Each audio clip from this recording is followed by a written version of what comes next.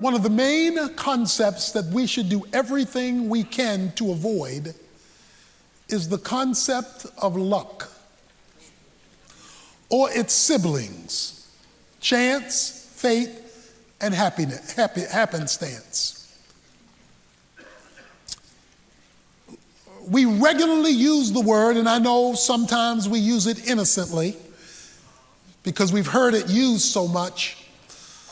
But unfortunately, it has worked its way not only into our vocabulary, but into our mentality. And so we begin to view things from a vantage point of luck. We talk about being lucky. We talk about a lucky dog. We ask people to wish me luck. We talk about plain luck. We talk about lady luck.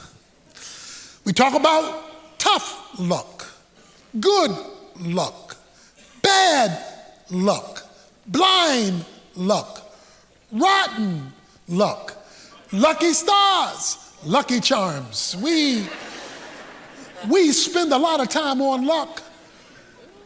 And when we don't know the food that people are bringing to the event, we wind up with pot luck. Luck just shows up all over.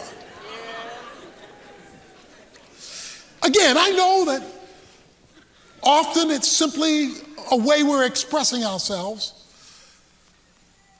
But luck, the concept, is seeing events as random things that happen that affects one's life, one's fortune, one's future, or one's lot in life.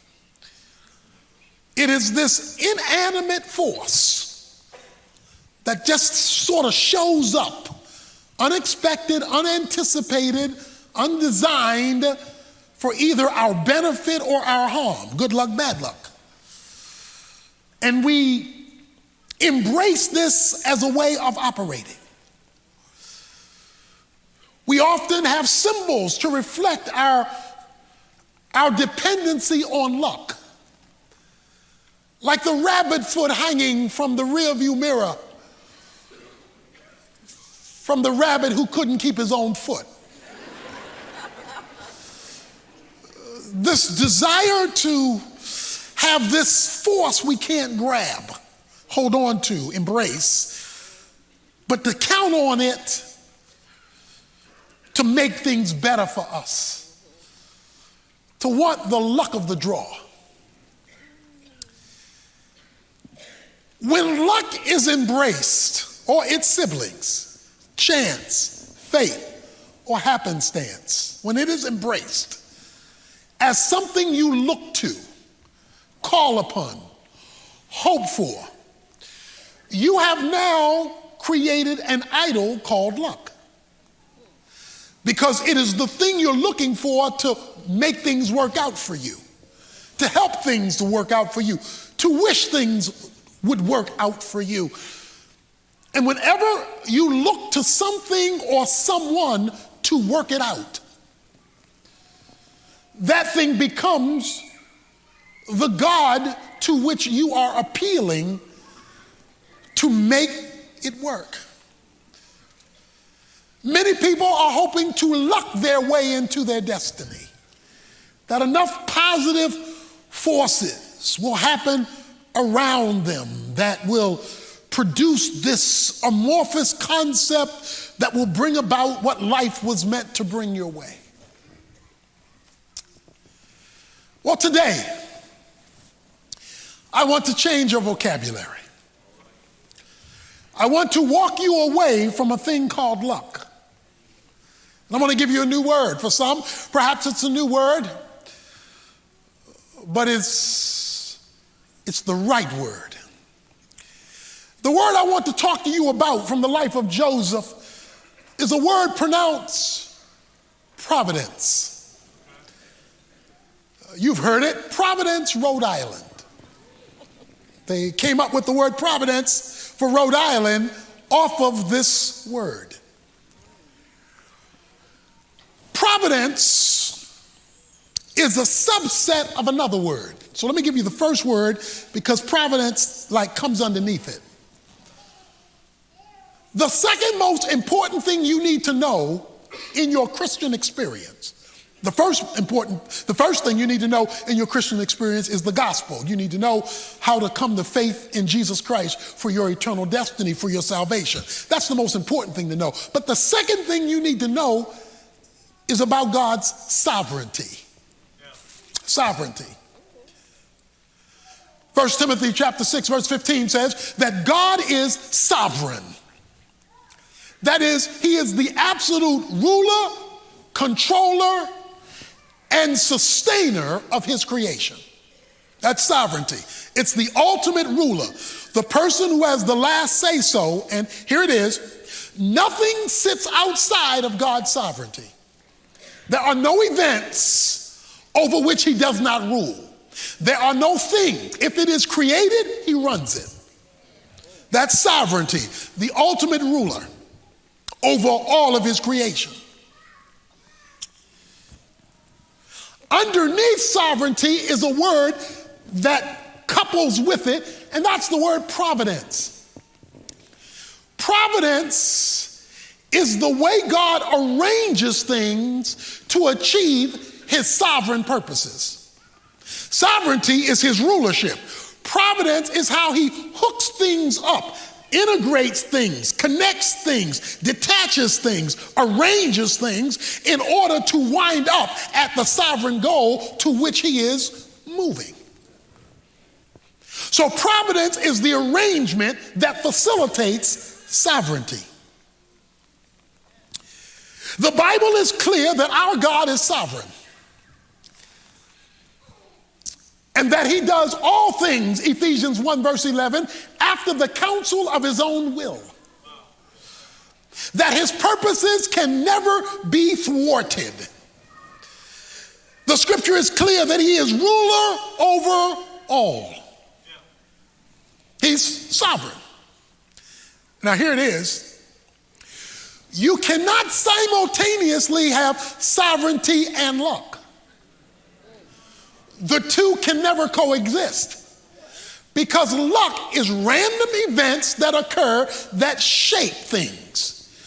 But if you have a sovereign God who controls everything, you can't have random events that shape anything. So you can't have sovereignty and luck. You can't have both. And the way God works out what you and I might call luck is through providence. That is, arranging things so that they come together or disconnect as he so chooses. So I want you to begin to moonwalk from luck and begin to make your way toward providence. We have watched Joseph's life. And it is filled with ups and downs. He's in a coat one day, he's in a pit the next day.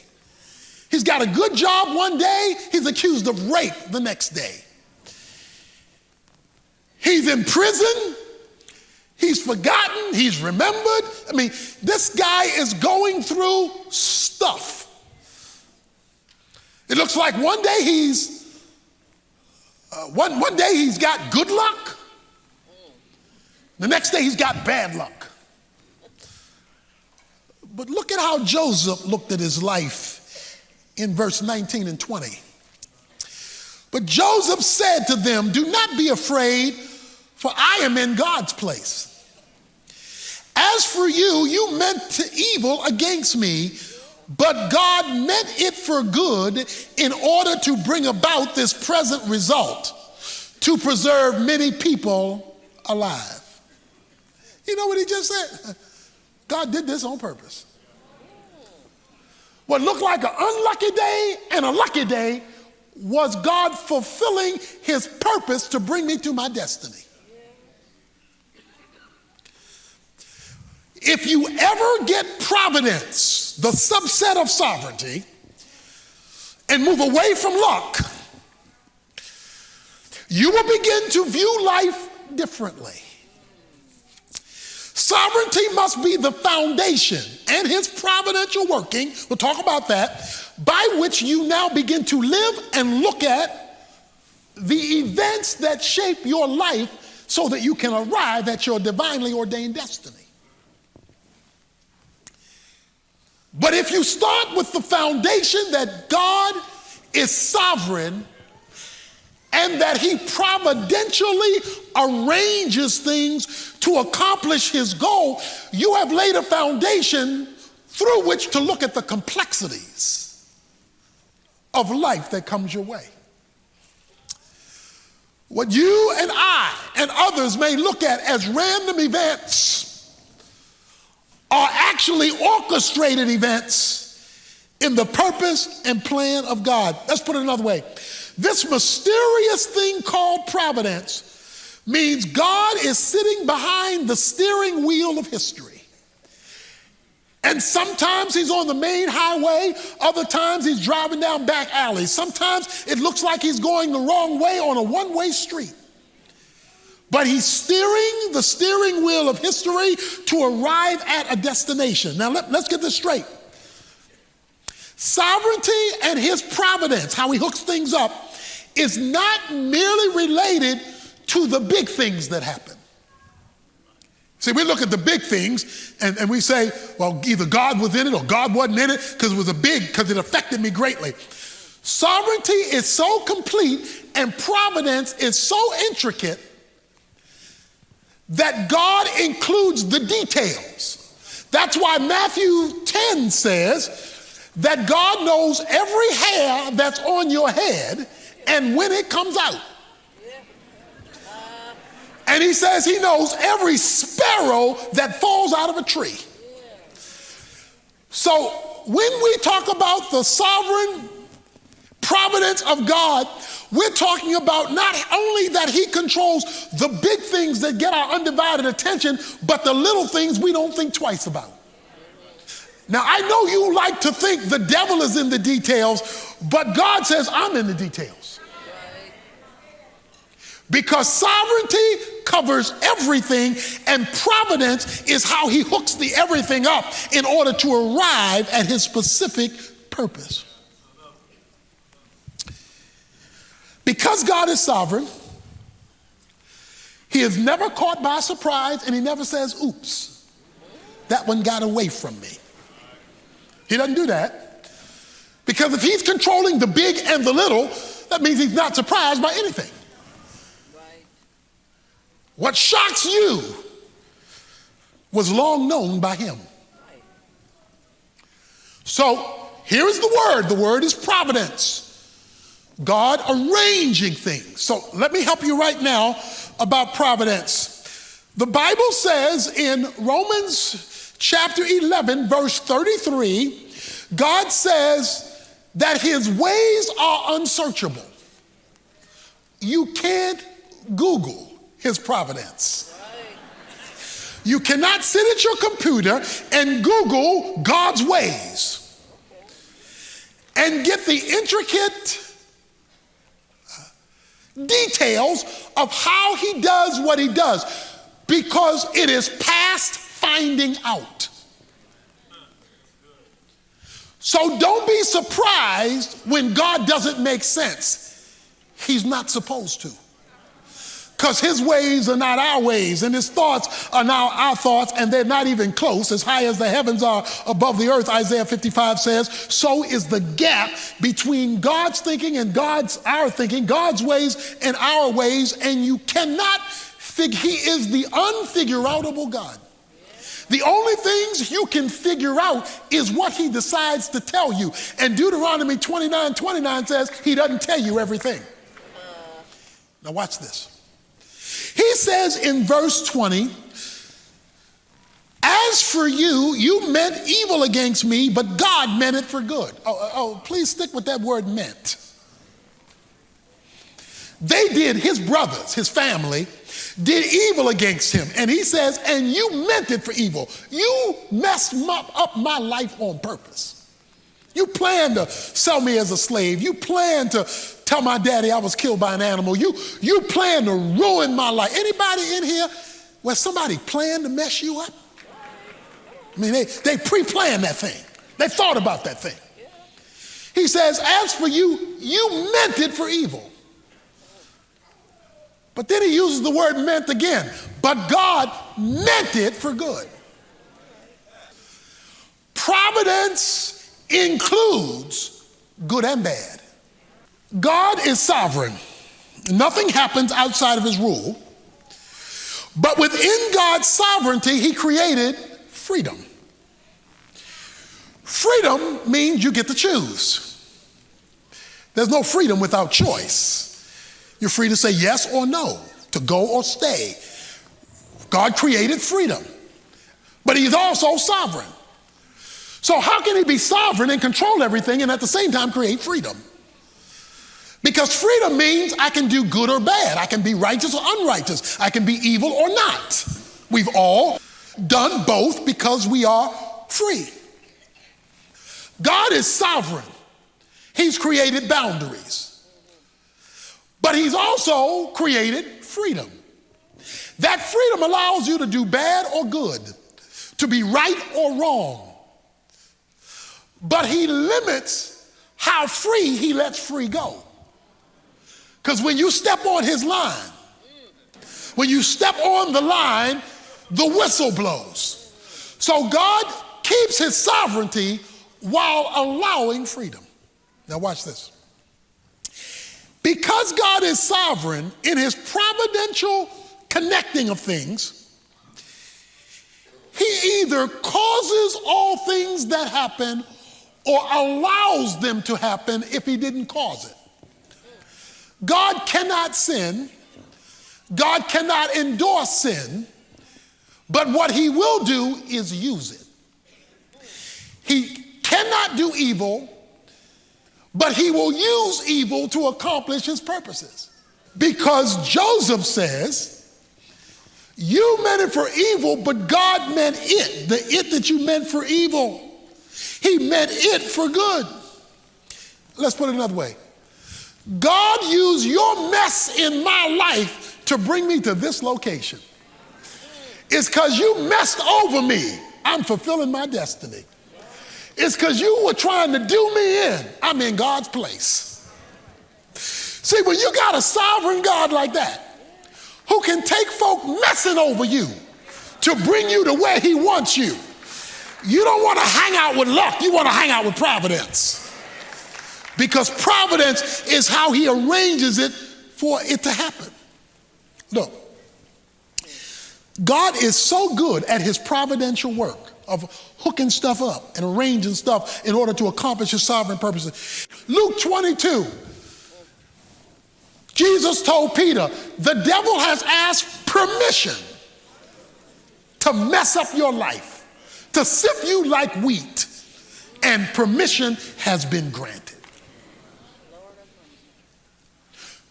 So the devil is not just the devil is God's devil. Because even he only gets to be a good devil by permission. That's how sovereign God is. The devil doesn't even get to be good at his job without a divine okay. I know that's messing with you. But we've got to deal with the fact that God is sovereign. He says, you meant it for evil. You were out to get me. But God used that thing to bring me to this location. And when you're dealing with the providence of God, watch this now, you never see all there is. You never see all that's taking place. You never see all the details that God is working out behind the scenes. In fact, what you do see often doesn't connect. There are parts that don't seem to relate to one another. That's because God is always doing more than one thing at a time. He's dealing with 50 million things at the same time. That's what makes him such a unique being. He can take billions of people at the same time and connect everything in order to accomplish our purpose and his destiny in our lives. And he's doing it all at the same time. But because we can't see it, Sometimes it doesn't look like he's doing a thing. Sometimes it looks like he's asleep. Sometimes it looks like the phone is busy. Sometimes it looks like he's on vacation. That's because all you see is what you see, and if all you see is what you see, you do not see all there is to be seen. He says, you meant it for evil, but God meant it for good. In order to accomplish his purposes. Don't think that the King of Kings and Lord of Lords and the sovereign of the universe can't run over a situation that gets in his way.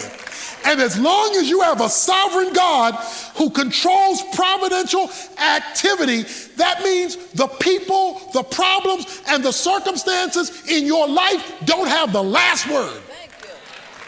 Because God can run over anything that gets in his way.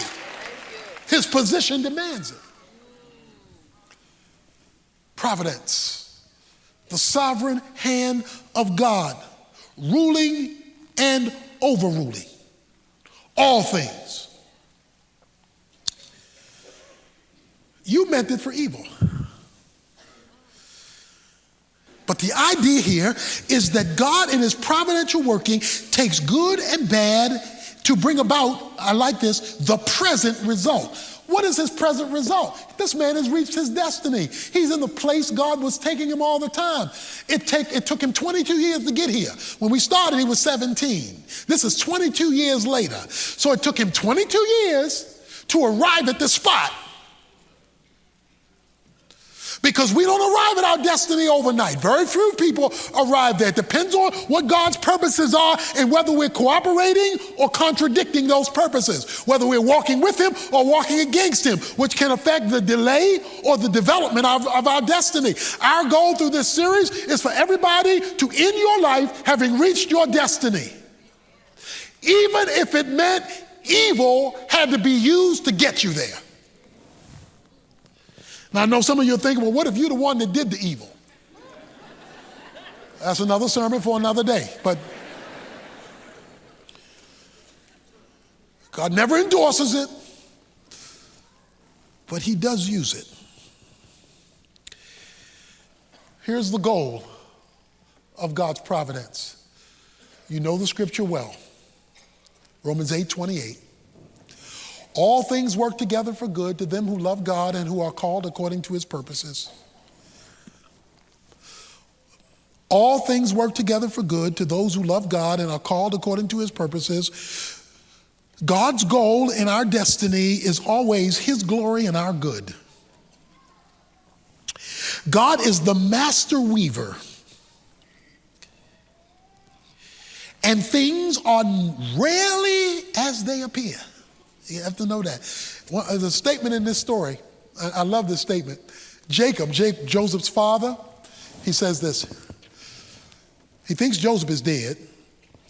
Benjamin, his son, is being held hostage by Joseph, for those who've read the story. They're getting ready to lose Simeon. They're hungry because there's a famine in the land. And Jacob did like many of us when everything is going wrong. He threw up his hands and said, all these things are against me. You ever felt like that? Nothing's right. Everything's wrong. And what's broke gets broker. Just everything is just wrong. He says, all these things are against me.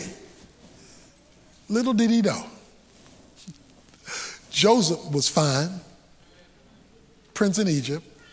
Benjamin was fine, Joseph taking care of him. Simeon was going to be fine, and they were all getting ready to go up to Egypt to eat.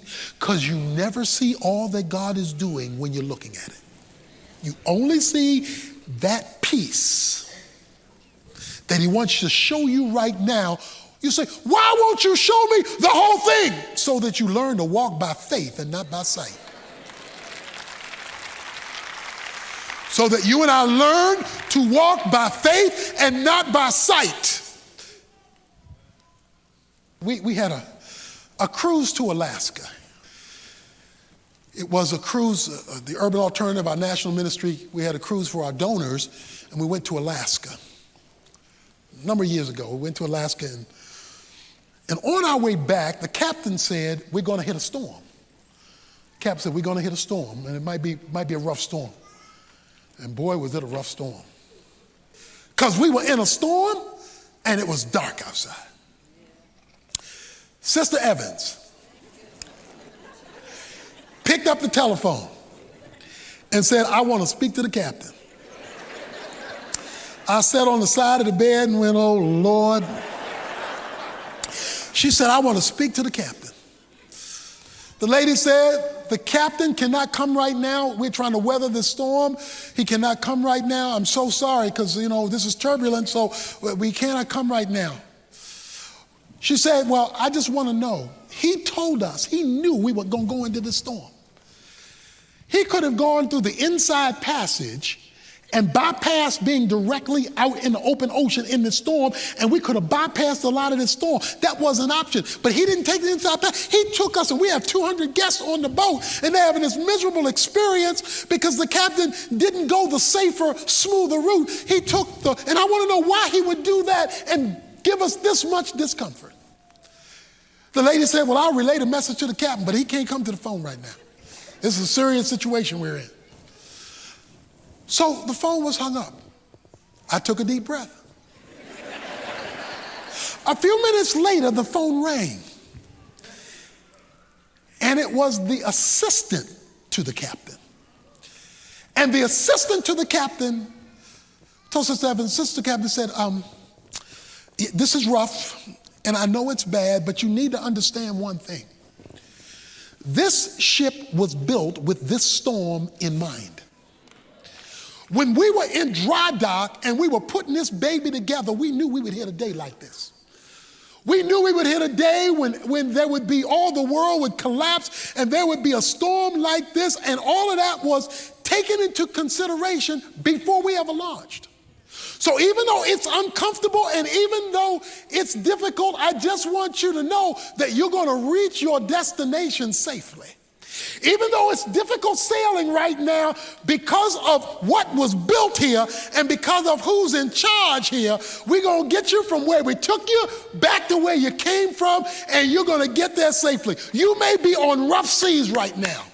You may be in turbulence right now. It may be dark right now.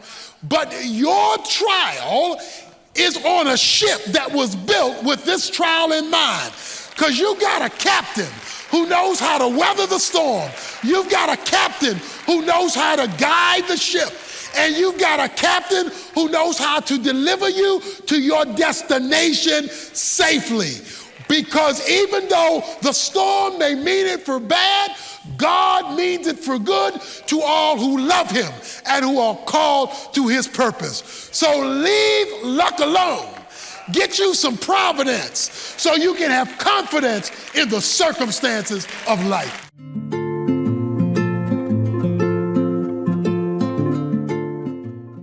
I know it feels like luck, but the biblical word is providence.